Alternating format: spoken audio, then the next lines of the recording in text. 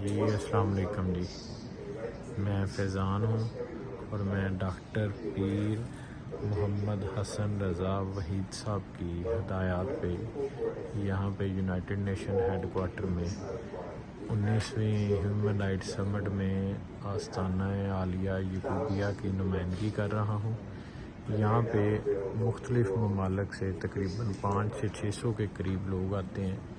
یہ 2 دن کی کانفرنس ہے جس میں میرا آستانہ عالیہ یعقوبیہ کی نمائندگی کرنا فخر ہے، اور اس کانفرنس میں دنیا بھر کے لوگ آ کے ہیومن رائٹس کے متعلق اپنے اپنے ممالک میں جو ان کے ہیومن رائٹس ہوتے ہیں اس کے بارے میں بات کرتے ہیں۔